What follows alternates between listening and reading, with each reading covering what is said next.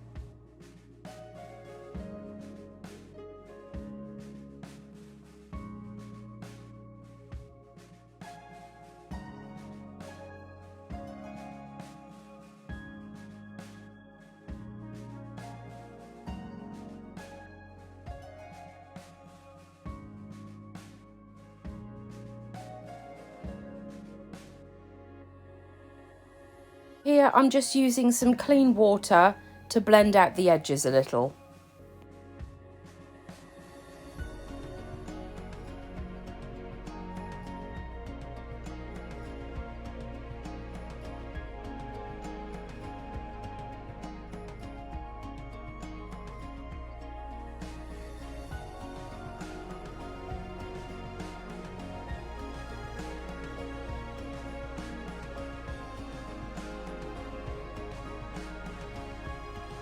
At this point, I have a little hope that maybe I can pull this together after all.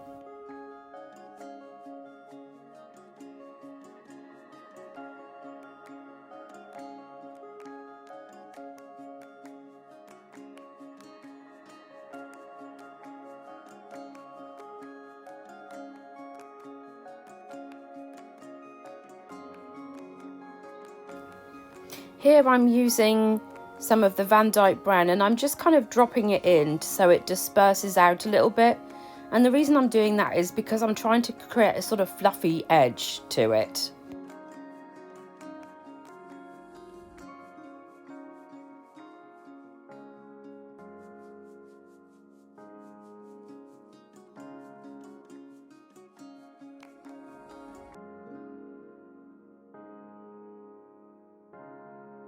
Next, I'm just adding a little straight out of the pan, so it's a little more pigmented, just to darken the edge.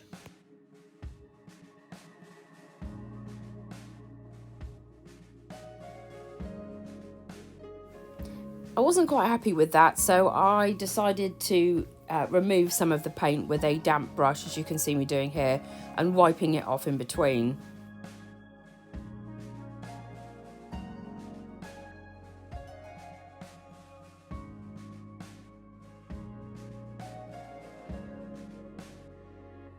I'm just softening that line with some clean water and trying to make it disperse a little bit down the face here.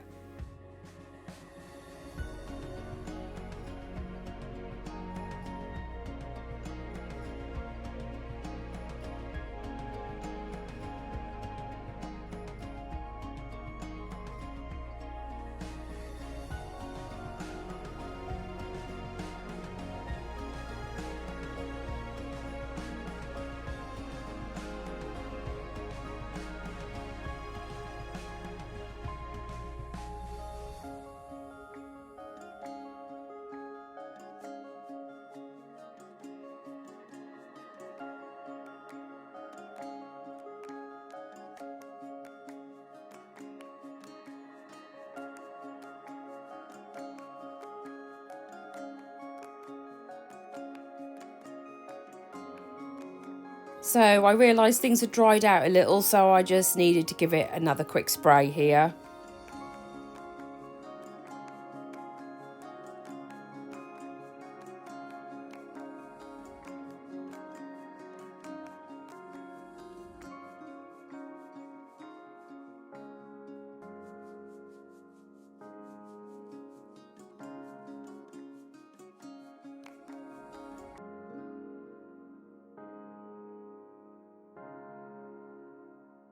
Using quite a thick mix of Payne's Grey for this part.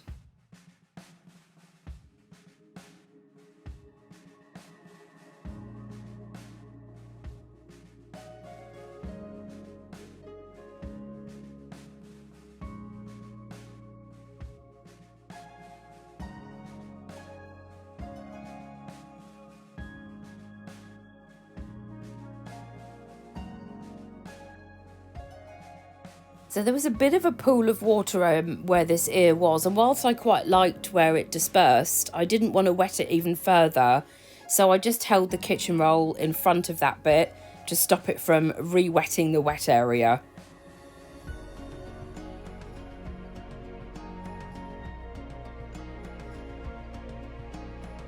Again, I'm just gently dropping in and pulling up with my brush to try and create a little bit of dispersion and a little bit of a fluffy look.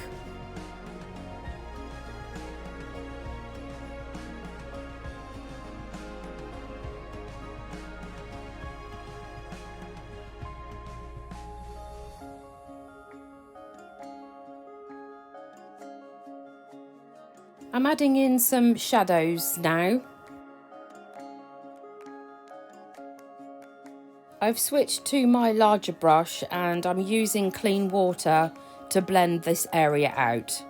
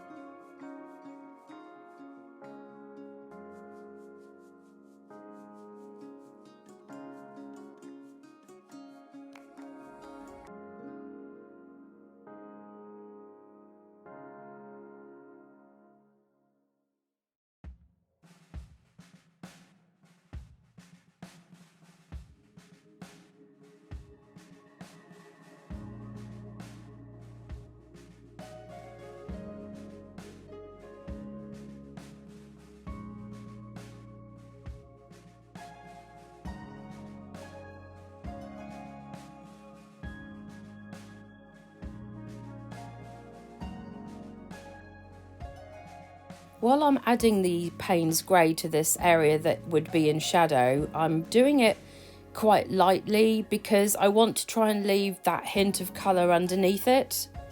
I have enough paint on there now, so I'm just using a damp brush to clean up some of the edges where it dispersed a little too far.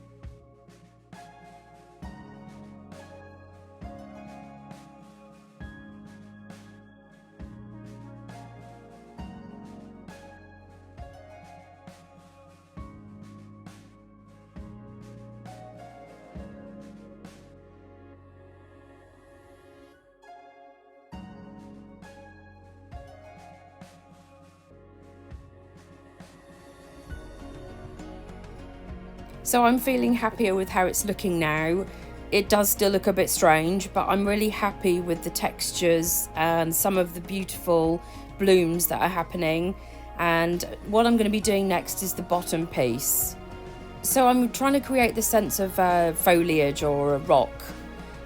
So I'm using paint that's on my palette. So some of it's mixed in, some of it's just neat, and I'm just kind of randomly adding this and just seeing what textures look good together, dropping in little bits of darker colours and sort of mixing the colours together on the paper.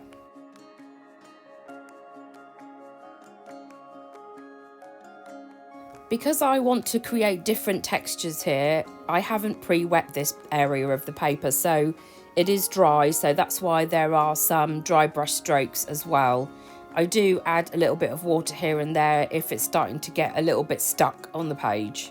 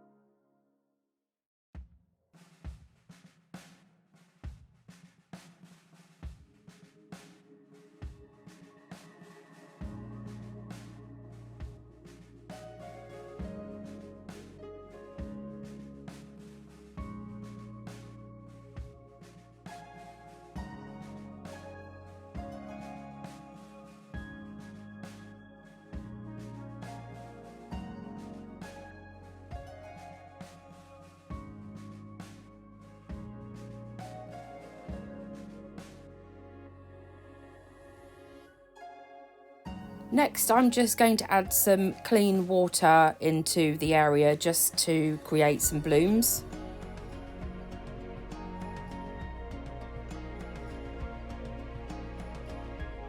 This was a tip I saw on Paul Clark's channel, and I've sharpened the end of an old brush that I don't use that much, and I'm using it to push out some paint to make it look like grass.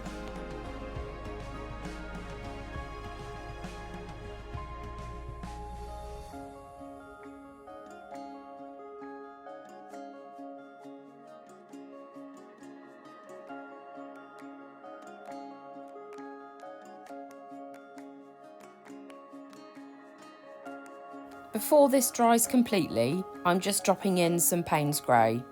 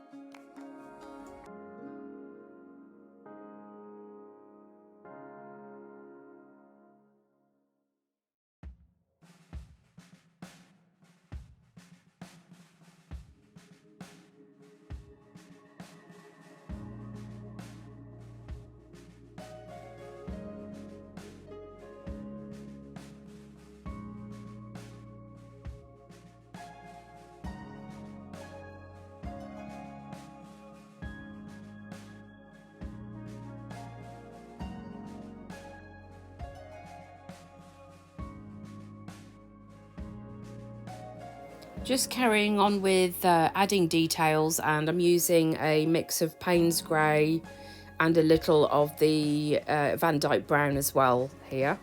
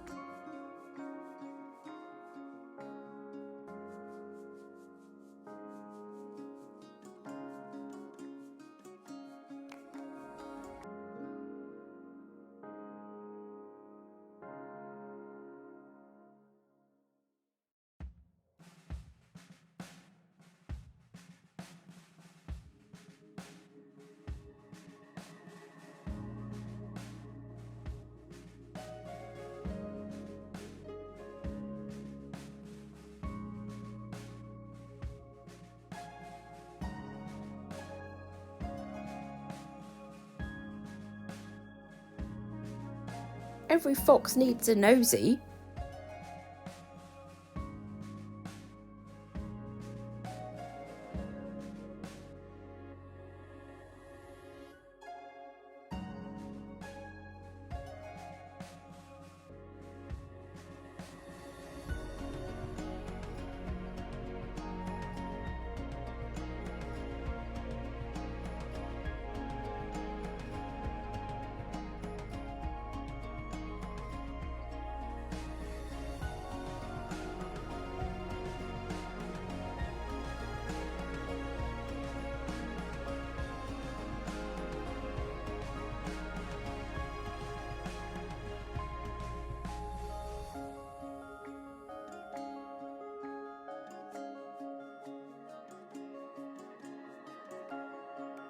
So here I'm going to be using some of the Van Dyke Brown and Payne's Grey just to add some details. And I'm trying to create the look of fur here. So I'm using my number 6 brush, which is quite a fine one.